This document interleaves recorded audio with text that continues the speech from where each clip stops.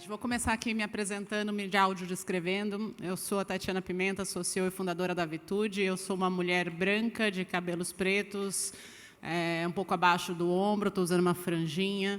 Estou com um macacão azul marinho, uma sandália vermelha. E é um prazer estar aqui. Vou pedir para que cada uma de vocês comecem se apresentando e se audiodescrevendo para a gente começar nosso bate-papo, que vai ser riquíssimo, um assunto que a gente precisa muito falar hoje em dia. Olá, pessoal. Eu sou Lilian Natal, eu sou diretora da Rede Mulher Empreendedora. Vou me audiodescrever aqui também. Eu estou de calça preta, um blazer branco, eu tenho cabelo mais ou menos loiro, um pouquinho abaixo do ombro, e estou também de sapato preto. Pronto. Oi, gente, eu sou Ana Paula Padrão, sou jornalista. Sou uma mulher branca, de cabelos escuros, abaixo do ombro. Estou usando um rabo de cavalo hoje. E estou vestindo um conjunto de calça e blusa azul marinho sem manga. Adriana Carvalho, acho que para além de diretora executiva do Instituto Consulado da Mulher, que tem por missão a autonomia das mulheres através de ações socioinclusivas, né? Eu estou também no W20, que é o grupo de engajamento ligado ao G20, e muitas pessoas aqui dessa agenda de D&I, a gente se conhece da minha época de ONU Mulheres. Sou uma mulher branca, estou com o cabelo na altura do ombro, ao contrário da foto ali, ele está mais encaracolado, e estou vestida de vestido verde em homenagem à nossa saúde. Muito bom. Adriana, vou começar com você. Você teve bastante tempo na ONU Mulheres e hoje está no Consulado da Mulher, né? Que aprendizados que você carrega desse período e que recomendações você daria para empresas que desejam desenvolver uma cultura verdadeiramente inclusiva e que proteja a saúde mental dos colaboradores? Eu acho que nos tempos de hoje eu começo lembrando por que as empresas têm que se envolver com isso, né? Acho que a nossa mestra de cerimônias lembrou ali que as empresas têm uma questão do impacto social, né? Não é só o lucro, e a gente sabe realmente que ao ter um ambiente onde eu me sinta apreciada, onde eu me sinta valorizada, eu vou produzir melhor, né? Eu vou adoecer menos e assim por diante. Então, por que faz sentido para as empresas essa agenda, né? Primeiro, mulheres, na média, estudam mais que os homens na maioria dos países ao redor do mundo, né? Claro, se eu fizer o recorte de raça, cor, vão ser as mulheres brancas aqui no Brasil. Então, se eu quero atrair os melhores talentos, eu quero que todo mundo mande o currículo para mim. Segundo, eu preciso criar produtos e serviços para o mercado consumidor. 2/3 das compras são aí de decisão de mulheres. Se elas não estão na minha força de trabalho, como é que eu vou pensar produtos e serviços para essas pessoas? A gente sabe que times diversos, eles inovam mais. Mas a gente não pode ser ingênuo, tá? Acho que é por isso que a palavra geralmente vem junto, agora tem o E também, né? Diversidade e inclusão. Se eu só trago as pessoas e eu não estou preparada para incluí-las, isso pode ser realmente uma fonte de sofrimento para a pessoa em si, uma questão de atrito entre o time, né? E daí eu termino, às vezes, com mais problemas, né?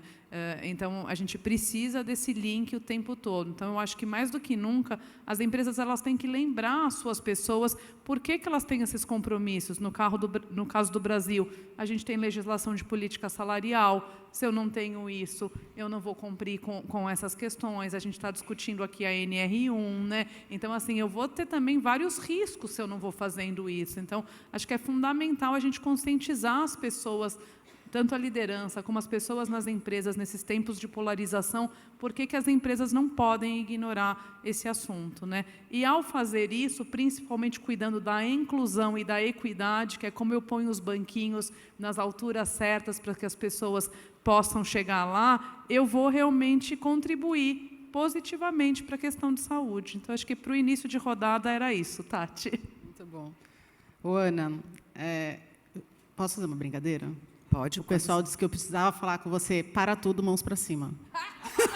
Não precisava, gente. Vamos combinar o seguinte, a gente vai terminar esse painel desse jeito, tá bom? Tá bom. Ótimo. Promessa. Minha filha pediu para, quando estiver acabando, falar 5 minutos. Não é calminha desse jeito.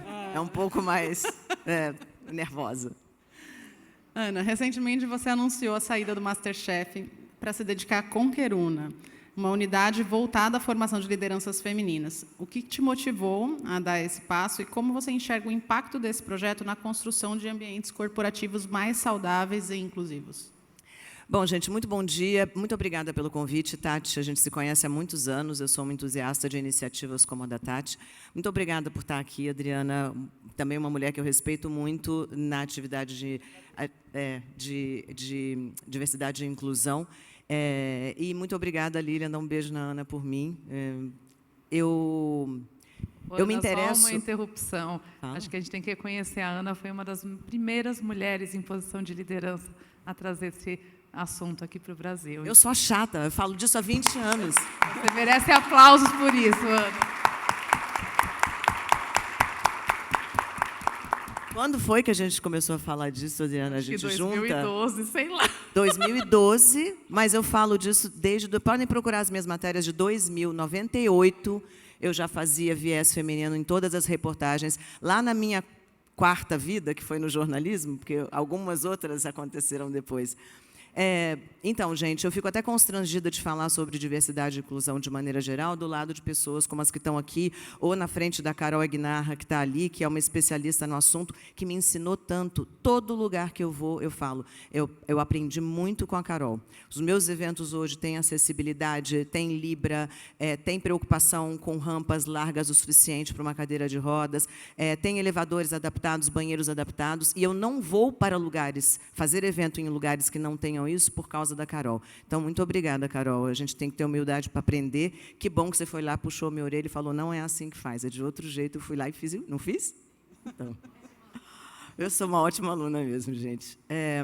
Eu falo de mulheres realmente há muito tempo e eu vou fazer um recorte aqui em mulheres para falar de saúde mental e de acolhimento de mulheres, porque... E é um dos motivos pelos quais eu montei uma empresa só para isso, que é a Conqueruna, e saí da mídia, da grande mídia, para isso, pelo menos por um tempo, para eu montar essa empresa, que é um hub de conexão entre mulheres que trabalham. Portanto, todas vocês que estão aqui e com um interesse direto em todos vocês que estão aqui. A mulher sofre... porque ela tem uma socialização diferente da do homem. Então, na origem, a mulher já carrega muitas dores. É um traço cultural de países como o Brasil socializar as mulheres de maneira diferente e aquilo vira uma dor, uma pressão sobre ela, que, enfim, os homens não carregam ou carregam outras dores de outros tipos, mas que, às vezes, impede a mulher de chegar onde ela quer na carreira, de abraçar a carreira como um ideal para ela, porque não há expectativa social de que ela faça isso. A expectativa social em torno da mulher, que é, gente, cultura, socialização, é a de que ela seja a cuidadora dos filhos, dos doentes, dos mais velhos em casa, das pessoas necessitadas. É a de que ela seja... afável, que ela seja fofa, de que ela não seja... Ambição e mulher não combinam. Ambição, esse substantivo aplicado ao homem como adjetivo, um homem ambicioso, é um homem que quer chegar lá, é legítimo, ele está buscando a carreira dele. Uma mulher ambiciosa, em geral, é sinônimo de arrogância. E isso... nos oprime de uma maneira que nos faz construir carreiras diferentes, que nem sempre são a nossa prioridade quando deveriam ser, e nem sempre são vistas pelas empresas como prioridade. Porque é uma verdade... Quando a gente entrou no mercado de trabalho aqui no Brasil, a gente não leu o contrato que a gente estava assinando, ou pelo menos não leu as letrinhas pequenininhas lá embaixo, que diziam o seguinte, você não vai deixar de fazer o que você já faz, a expectativa social em torno de você não mudará, mas se você quer entrar na empresa, tudo bem, lá dentro você se comporte como todos os outros se comportam. Empresas foram feitas por homens para homens trabalharem nelas, certo? Não é assim que funciona e não é assim que deve funcionar. A empresa tem que compreender que, se ela quer um talento feminino, e hoje em dia não dá mais para abrir mão da mão de obra feminina, ela precisa estabelecer programas de acolhimento e de entendimento a um gênero diferente e que tem outras necessidades. Porque dá para a gente abandonar o lar, dá para a gente abandonar os filhos, dá para a gente abandonar a permanente preocupação com a educação das crianças. Quem aí viu a adolescência? Eu estou com um nó na garganta até hoje. Eu assisti no sábado, eu falo nisso, eu choro. E eu não tenho filhos. Imagino vocês, todas que têm. Então, a empresa precisa compreender que a mulher é a primeira que fica doente mentalmente, porque a carga mental sobre ela é gigantesca. E você precisa acolher isso e transformar em programas de conforto para o trabalho e para a carreira feminina.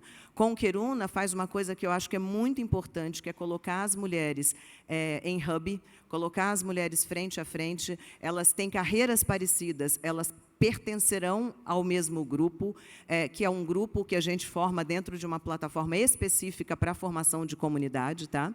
E a gente pratica, ensina, a gente leva as mulheres a se desenvolver profissionalmente, entregando as ferramentas certas para isso, para que ela compreenda as dores originais da socialização e distingua essas dores e a sua própria personalidade do que é dificuldade na carreira. E ela consiga construir uma carreira sem alimentar os gatilhos dessa dor original.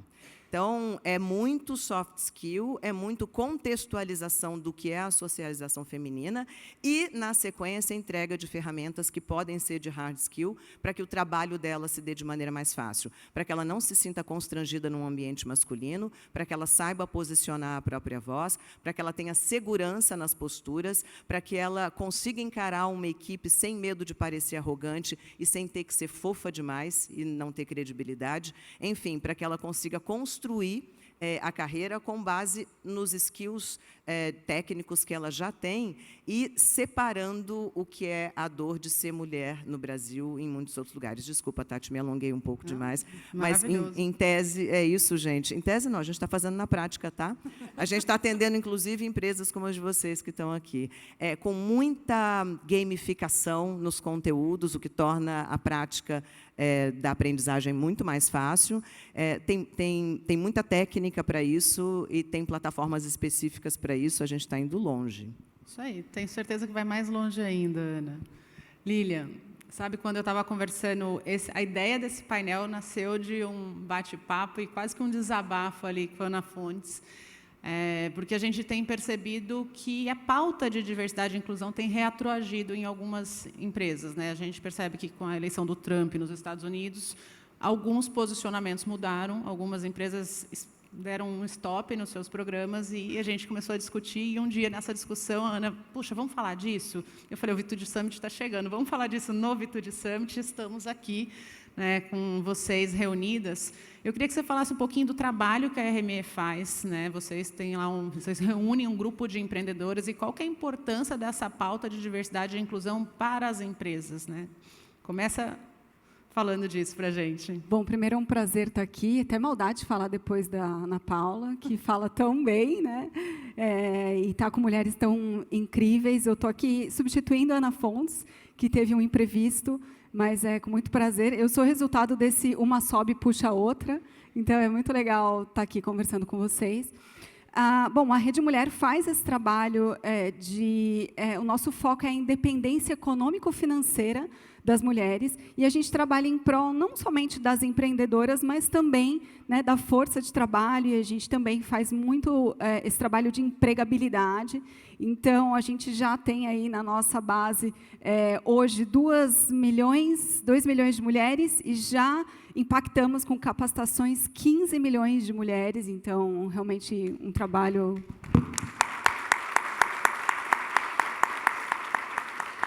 E a gente vai, desde aquelas mulheres que estão em situação de vulnerabilidade, seja financeira, seja social, sofrendo problemas de violência, até mesmo empresárias que já estão com o seu negócio um pouco mais evoluídos, ou executivas. E a gente percebe que essa questão de diversidade e inclusão é uma questão de saúde mental, não é um discurso só de imagem, é uma questão de saúde mental nas empresas. A gente tem diversos dados mostrando isso, né? A gente tem dados mostrando que mais de 50% das mulheres, das executivas, já pensaram em deixar seus trabalhos por conta de ambientes tóxicos, né? A gente tem um outro dado que mostra que também mais de 50% das mulheres sofrem com exaustão mental, e isso tem trazido um grande problema para as empresas. Só que tem um outro lado. Quando a gente trabalha essa mulher, quando a gente dá força para ela, dá realmente confiança para ela, dá o desenvolvimento necessário que ela precisa, ela floresce. Ela tem até 90% mais autoestima e produtividade nas empresas. Então, olha só, a gente está levando prejuízo para as empresas. É um papo financeiro aqui, né? A diversidade é um papo de saúde mental e que realmente leva a uma questão financeira para as empresas. Então, não é mais esse discurso de imagem, é um discurso de performance também. Eu acho que a gente tem que falar sobre isso, né? Porque, claro, no fim do dia, a gente sabe que as empresas visam lucro. Mas o que a gente está trazendo aqui, e acho que, né, a Vitude, a Conqueruna, e também todo o trabalho feito pela Adriana, mostra isso. Quando você consegue fazer com que essa mulher se desenvolva, você leva acolhimento para ela, ela realmente consegue fazer um trabalho muito melhor. Muito bom.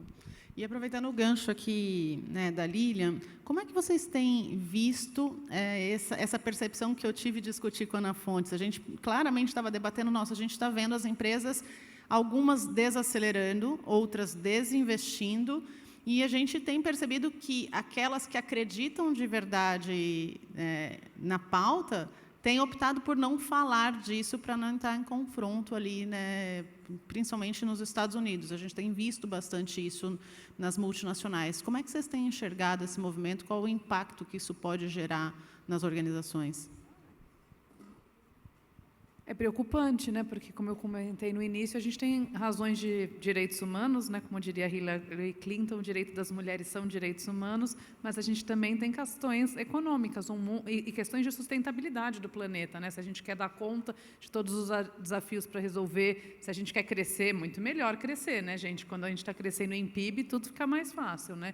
Então, é muito ruim ver essa volta. Eu só acho que a gente tem que lembrar que a gente vive nos últimos 5, 6 anos.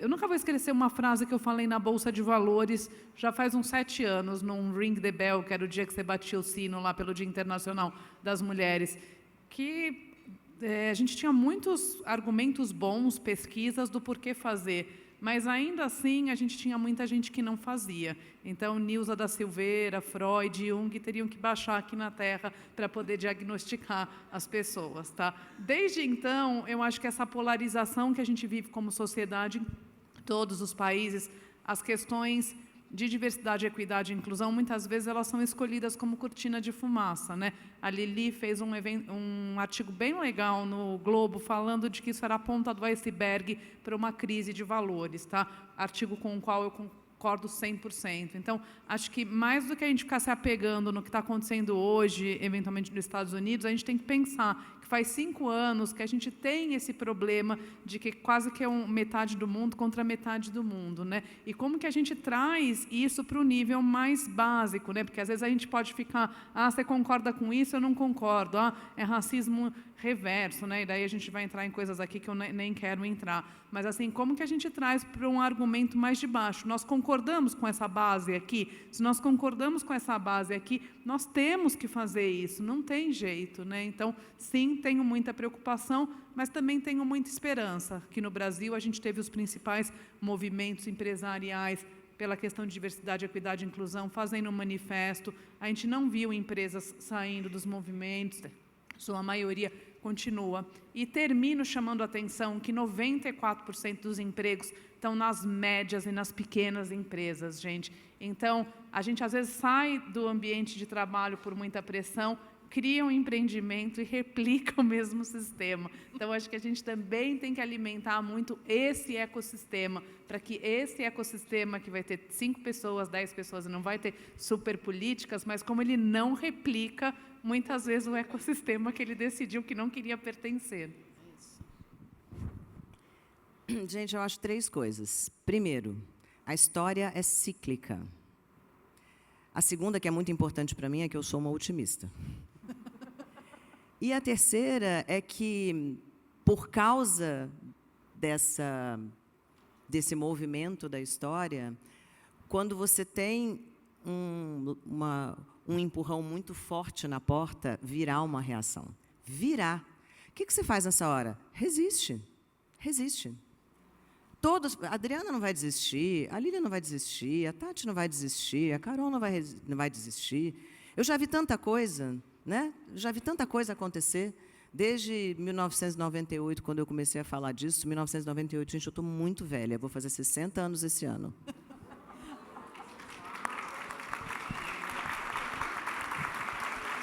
E isso é uma coisa que eu gosto de falar, eu gosto muito de falar disso, porque eu dou exemplo para outras mulheres que estão com medo do etarismo, que estão com medo de chegar a uma determinada idade, que estão com medo de não se dar bem, que estão com medo da menopausa, que estão com medo de não serem respeitadas no trabalho porque estão envelhecendo.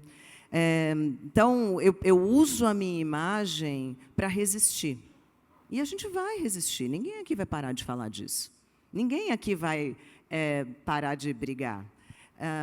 Sim, a gente vê muitas empresas, principalmente as empresas que têm suas sedes nos Estados Unidos e que, portanto, dependem de muitas aprovações dos governos, das diversas instâncias do governo americano, retroagindo ou parando de comunicar os seus programas de diversidade e inclusão.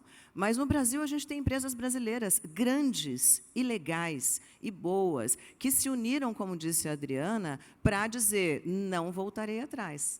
O que eu fiz está mantido e vamos para frente nessa política de inclusão, de diversidade, de programas para o conforto do trabalho feminino, de olhar as pessoas pretas, de olhar as pessoas com deficiência, de olhar as minorias, os grupos minorizados e de dar conforto para esses grupos. Talvez tenham muitos gritos do outro lado agora, mas isso é a história. Então, não vamos nos vitimizar. A história é assim. Vai vir mais coisa pela frente, a gente não vai parar aqui. Mas eu estou com você, Adriana.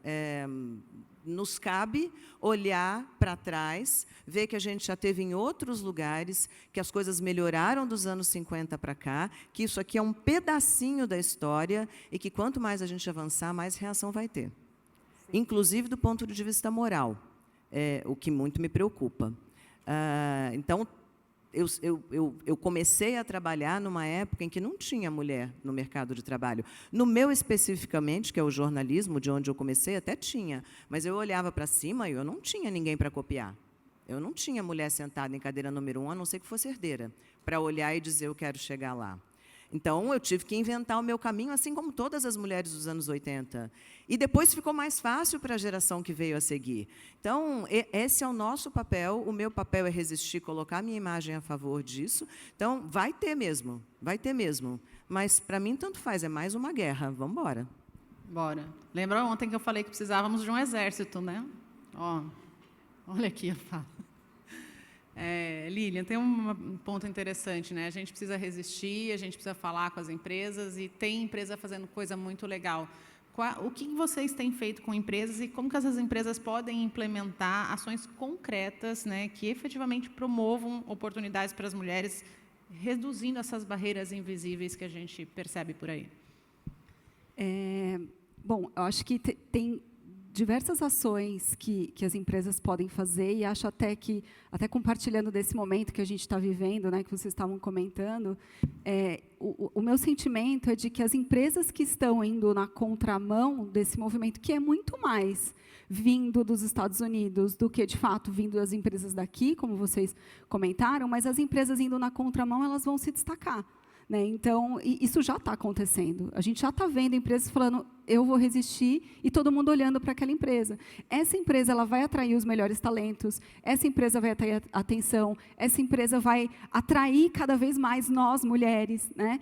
E assim, gente, como se fosse possível retroceder. Uma vez que você tirou a venda, não dá para desver. Né? Uma vez que você entendeu coisas que você sofria antes e que você passou a ver aquilo como, peraí, isso aqui não é normal, não dá para desver. A gente não consegue fazer isso.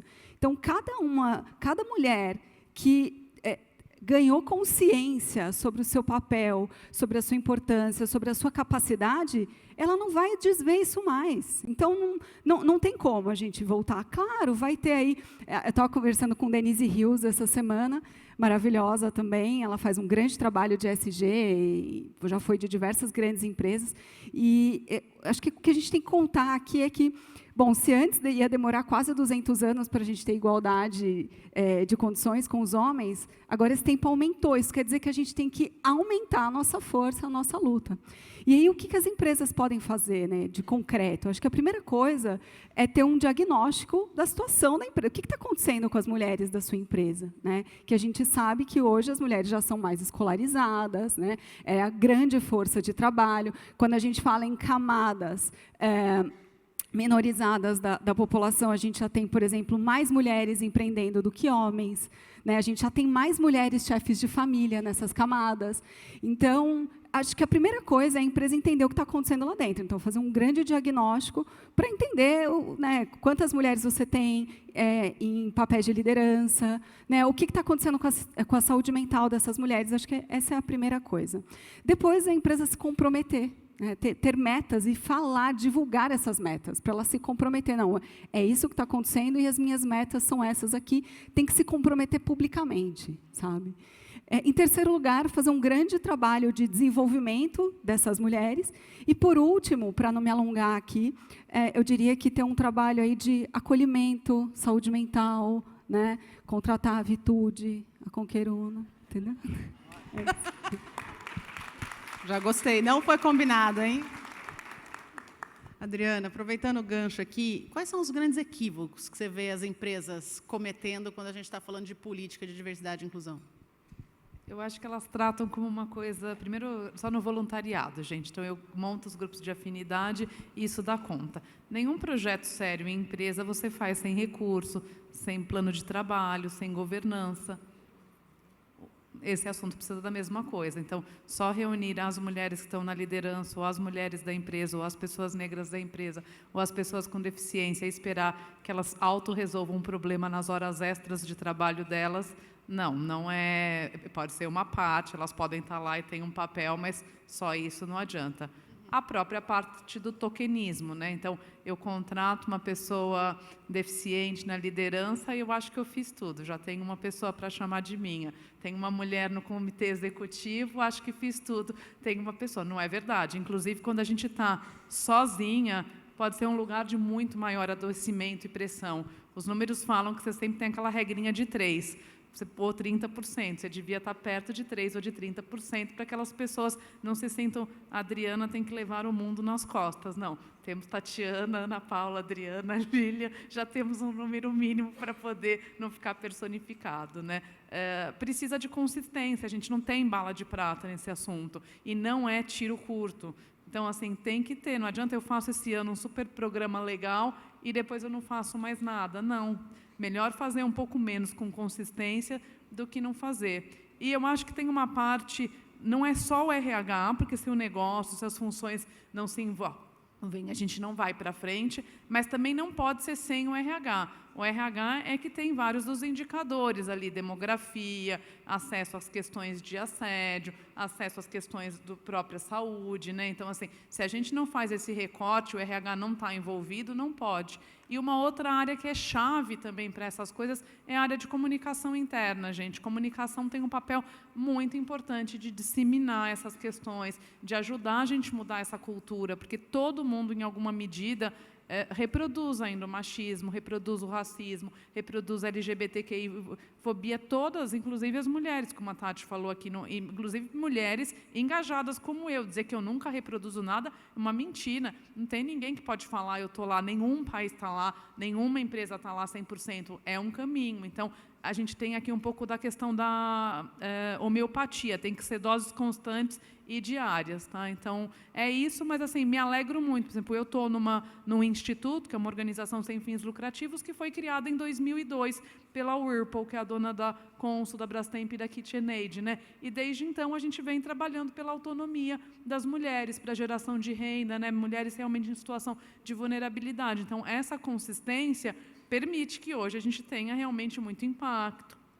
muito saber, né? Então, assim, todas as empresas que eu acompanhei na época da ONU Mulheres, né, e as que a gente vê realmente, que, por exemplo, que eu trabalhei muitos anos, a DAO, eu vejo ali que fez muita coisa, mas foi para frente, voltou para trás, foi para frente de novo, mas tem aí um esforço de, sei lá, 20 anos consistente, né? Então, as empresas que conseguem progredir, elas olham isso, passam por seus altos e baixos, passam, mas tem que ter. E termino dizendo, visitem essas páginas dos grandes movimentos, seja do Women Empowerment Principles, que é da ONU Mulheres do Pacto Global, Movimento Mulher 360, Rede pela Inclusão de Pessoas com Deficiência, a REIS, Fórum LGBTQIAP+, Movimento Empresarial pela Equidade Racial, todos eles têm lá uma série de compromissos orientadores para que vocês realmente consigam fazer essa jornada. E calo a boca para que a Ana e a Lilian e a Tati possam falar mais um pouco. Boa. Acho que aqui a gente traz algumas palavras muito importantes. A Lilian trouxe aqui compromisso,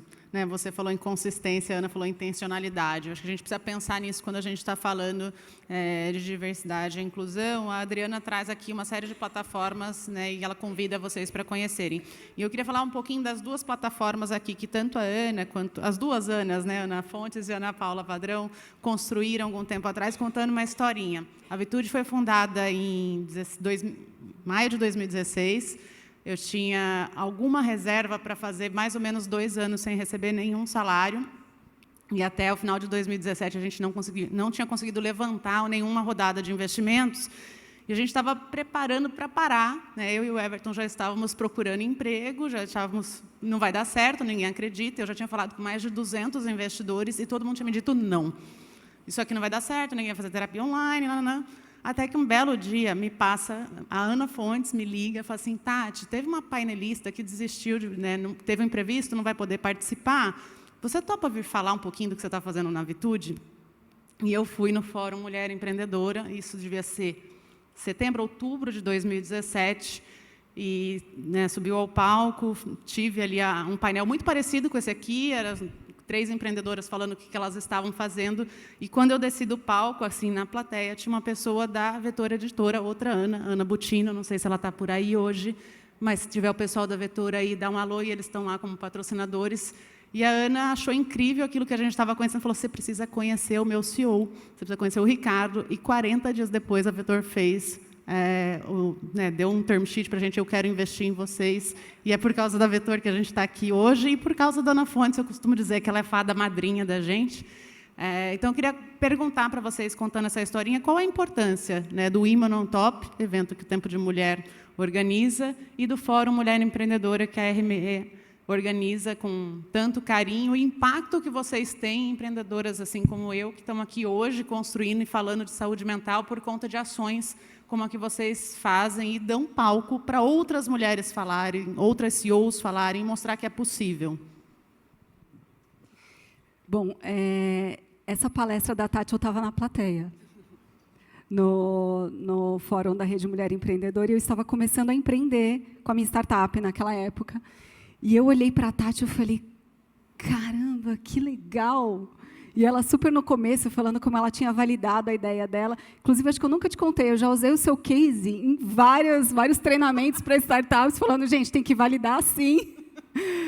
E o meu contato com a Rede Mulher Empreendedora foi pela primeira vez em 2011, quando eu conheci a Ana, ela fazia a Virada Empreendedora.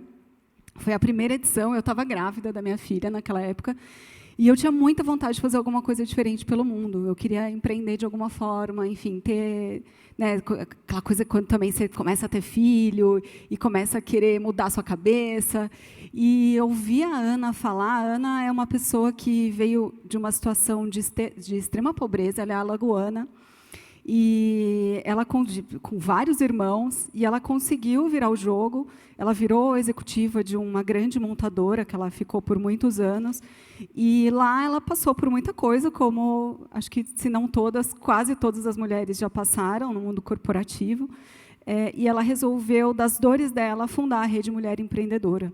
E eu fui da primeira turma de aceleração de startups da Rede Mulher Empreendedora, e hoje estou trabalhando lá, você da segunda. Então, eu sou um pouco o resultado da rede, você é um pouco o resultado da rede, e assim, tantos negócios, né, aí mais de 15 milhões de mulheres impactadas. Eu acho que e a nossa metodologia ela é baseada em capacitação, mentoria, acolhimento socioemocional dessas mulheres e também capital semente, né? Então a gente entra com recurso financeiro também para algumas dessas mulheres, para que elas possam realmente virar o jogo. E isso é tão legal a gente falar desse trabalho. Hoje eu sinto um orgulho tão grande, de verdade, porque, né, tendo um pouco vivido isso e vendo o impacto que a gente tem em tantas mulheres. E quando você investe numa mulher, você está investindo em toda a comunidade dela. 90% da renda que a mulher ganha a mais, ela reinveste na própria comunidade. Isso é muito bonito, né? Então, a gente está promovendo assim um impacto que é realmente exponencial. A gente está conseguindo fazer com que, através de uma mulher, a gente consiga realmente espalhar. E isso, eu estava com uma empreendedora que a gente treinou e que recebeu Capital Semente na semana passada, e ela tem um salão de beleza em Heliópolis. E ela falando o quanto que foi transformador para a vida dela. E tudo, ela já levou novas pessoas para trabalhar no salão dela, porque o salão dela conseguiu crescer, né? Ela levou muito mais prosperidade para a família dela. Já mudou de lugar, já ampliou o salão lá na comunidade, já está com o pensamento agora de abrir vários outros salões em várias outras comunidades. Então, olha o tamanho desse impacto, né? Então, acho que é um pouco por aí que a gente tem que agir. Gente, eu acredito em rede de mulheres. Eu acredito no networking feminino como um canal fundamental para que a gente desenvolva qualquer outra área da nossa vida. Sozinhas é muito difícil. E a sociedade empurra você para a solidão, você mulher. É muito mais legal ter uma mulher em casa, cuidando da comida na hora certa e despachando as crianças na hora certa para a escola, do que ter uma mulher trabalhando. Para a sociedade. Resolve um problema social. E se ela for mansa, melhor ainda. Como eu não sou mansa, eu acho que não tem nenhuma mansinha aqui nesse palco. Eu, lá atrás, muito lá atrás, em 2014, eu montei uma escola chamada Escola de Você, com a Natália Leite, minha sócia. Chamei a Ana Fontes para ser professora da Escola de Você e algumas outras professoras. O que era a Escola de Você? Era uma escola que era... Nós fomos assim as tataravós do infoproduto, porque não existia Wi-Fi em praticamente lugar nenhum do Brasil, e a solução para isso era um troço chamado telecentro, que eram estruturas físicas, facilities do governo federal, em municípios onde a internet não chegava e onde o cidadão precisava entrar na internet, na rede, para movimentar uma conta bancária ou abrir uma conta no Banco do Brasil, na Caixa Econômica Federal, averiguar questões de seguro-saúde, enfim. E alguns conteúdos aprovados de alguma maneira podiam ser baixados ali também para as pessoas verem. E a escola foi baixada lá. Mas como é que a escola nasceu? A escola nasceu porque eu frequentava muito os eventos do BID, o Banco Interamericano de Desenvolvimento, desde o fim dos anos 2010. E uma pergunta era muito feita pelo BID naquela época. Por que o BID vai para formar mão de obra em comunidades? Isso é da mecânica do BID, né? Ele precisa fazer isso. Então, ele aplica programas de qualificação de mão de obra em comunidades vulneráveis e não vulneráveis também. E depois, também, porque precisa, volta 6, 10 meses depois para medir a empregabilidade. Na qualificação, ele consegue 100%. Na empregabilidade, daquelas mulheres, principalmente, 20%, 30%. Por que a mulher qualificada não se emprega? Era a pergunta do BID. Você sabe me responder? Eu e a minha sócia, a Natália, nós montamos uma escola porque a gente tinha uma tese e a gente foi fazer a comprovação da tese. Na nossa experiência, se não é uma questão genética, a mulher não sabe trabalhar, a mulher não é inteligente o suficiente, não é, né? Estamos de acordo com isso? Sim. A neurociência explica isso. Mais recentemente, começou a fazer muitos estudos a partir das imagens do cérebro. A neurociência explica por que qualificada uma mulher não vai trabalhar? Ah, porque tem um neurônio X que impede... Não, né? Se não há explicação na genética, se não há explicação na neurociência, se a ciência não nos dá respostas para isso, obviamente é uma questão social, correto? E a nossa tese é que, entre a qualificação e a empregabilidade, existia uma rachadura de socialização, que é, mas com quem que eu vou deixar meus filhos? Meu marido não vai gostar. Minha mãe falou que a vizinha vai se aproveitar da minha ausência de casa. As minhas primas estão dizendo que esse negócio de trabalhar não é para mim. Eu vi as mulheres saindo daquela confecção lá. Não, eu sei que eu fui bem, eu tirei 10 na qualificação para costureira, mas você viu a menina que sai de lá? O cabelo dela é liso. Meu cabelo não é. Esse lugar não é para mim. Como é que eu vou fazer? Diz que a primeira entrevista do emprego é feita por um homem. Como é que eu vou sentar na frente de um homem e conversar com ele? Homem faz essas perguntas para si mesmo? É por isso que, quando eles aplicavam qualificação para grupos masculinos, a empregabilidade subia de 80%. E para mulheres não passava de 30%. E a escola de você formava identidade nestas mulheres. E, a partir do desenvolvimento de identidade própria, não ancorada num homem, portanto, ela deixava de ser a mulher do marido, a filha do pai, a mãe do filho, e ela passava a ser um indivíduo com vontades, desejos e planos, ela conseguia se empregar. Fizemos isso, aplicamos pesquisa antes da exposição ao conteúdo, pesquisa depois, grupo espelho, a gente tinha acordos com a Universidade de Brasília, com a Universidade Federal do Rio Grande do Norte, portanto, os métodos de aplicação de pesquisa eram científicos, a tese se comprovou verdadeira e a gente foi apresentar esse case em muitas rodadas do BID lá fora. Era uma experiência quase acadêmica? Era. Depois a gente não seguiu para frente com isso, mas isso hoje é Conqueruna. Olha a beleza do mundo. Coisas que eu aprendi com a Ana Fontes, coisas que eu aprendi em seminários internacionais do BID, usando as minhas possibilidades depois da minha ascensão social, porque eu nasci uma menina de classe média baixa lá em Brasília, eu usei isso como ferramenta para desenvolver a minha própria tese sobre mulher, e hoje eu aplico com quem me dá instrumentos tecnológicos para isso. Eu tenho gamificação dentro da minha plataforma, porque eu tenho um parceiro que faz isso muito bem. E esses parceiros me foram apresentados pelas minhas colegas mulheres. Por mulheres como vocês, eu já agradeci a Carol por ter me ensinado tanta coisa, a Tati está no meu grupo de C-Level, eu levei essa ideia para um grupo de presidentes de empresa que eu reúno todo ano num evento tão grande quanto esse, que é o Tempo de Mulher, que nesse ano acontece no dia 7 de junho, ingressos à venda. E o palco, gente, tem 70 mulheres que são presidentes ou vice-presidentes de empresa. E sabe o que elas fazem e por que elas vão ao meu evento? Elas chegam lá, vão para o palco, fazem o discurso dela e vão embora, vazam? Não. Elas vão para uma sala, ficar umas com as outras, elas precisam fazer networking. O evento existe para que elas possam fazer networking. E quem está na plateia vai lá para ouvi-las, se inspirar, sair nos corredores para participar das ativações, para fazer networking. A gente precisa botar na agenda o networking feminino. Não pode ser uma coisa que, eventualmente, você chama uma amiguinha para conversar.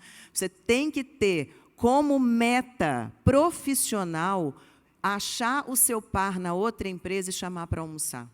E formar, a partir daí, um grupo entre empresas. Se vocês não quiserem fazer isso sozinha, a Conqueruna faz, tá? Mas é isso que é importante. A gente precisa trabalhar em rede, porque é só assim que a gente chega lá. Muito bom. Inspirados, inspiradas. Meninas, eu adoraria ficar aqui mais umas 2 horas. Vamos. A gente está com menos 5 minutos, Exato. Então, há 10 minutos eu deveria ter feito a contagem regressiva. Antes dela fazer a contagem regressiva aqui, eu queria agradecer. É um prazer estar aqui com vocês. As três têm uma agenda super difícil, então esse foi um painel assim que a gente, para conseguir conciliar, foi muito especial. Obrigada por toda a contribuição, pelo que vocês representam, o que vocês têm feito pelas mulheres. Eu, como uma mulher empreendedora, tenho toda a gratidão aqui pela Ana Fontes, pela Lilian.